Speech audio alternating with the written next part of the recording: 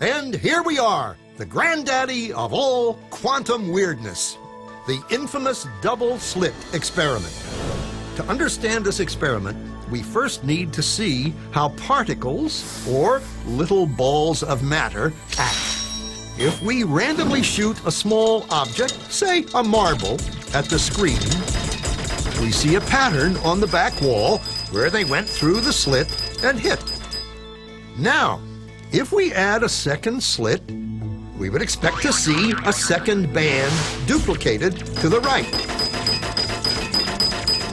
Now, let's look at waves. The waves hit the slit and radiate out, striking the back wall with the most intensity directly in line with the slit. The line of brightness on the back screen shows that intensity. This is similar to the line the marbles make. But when we add the second slit, something different happens. If the top of one wave meets the bottom of another wave, they cancel each other out. So now there is an interference pattern on the back wall. Places where the two tops meet are the highest intensity, the bright lines, and where they cancel, there is nothing. So, when we throw things, that is, matter, through two slits, we get this, two bands of hits. And with waves, we get an interference pattern of many bands. Good so far. Now, let's go quantum.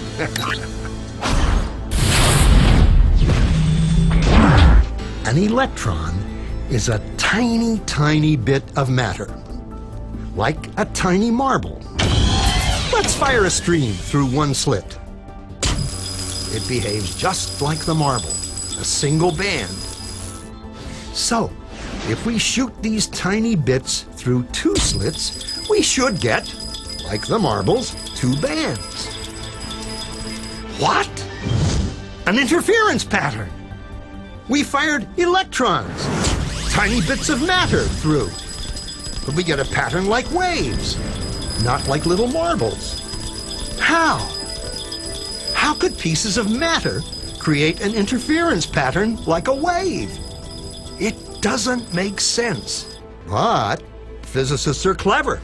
They thought, maybe those little balls are bouncing off each other and creating that pattern. So, they decide to shoot electrons through one at a time.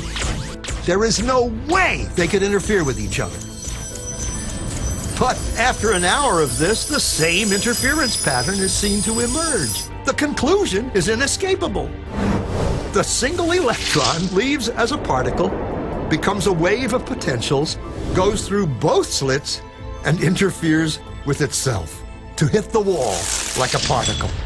But mathematically, it's even stranger. It goes through both slits, and it goes through neither. And it goes through just one, and it goes through just the other. All of these possibilities are in superposition with each other. But physicists were completely baffled by this. So they decided to peek and see which slit it actually goes through.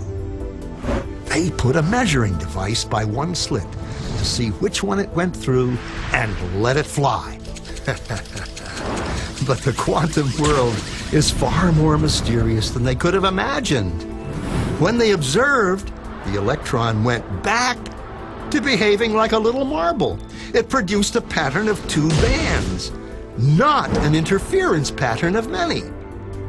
The very act of measuring or observing which slit it went through meant it only went through one, not both. The electron decided to act differently, as though it was aware it was being watched. And it was here that physicists stepped forever into the strange, never-world of quantum events. What is matter? Marbles or waves? And waves of what? And what does an observer have to do with any of this? The observer collapsed the wave function simply by observing.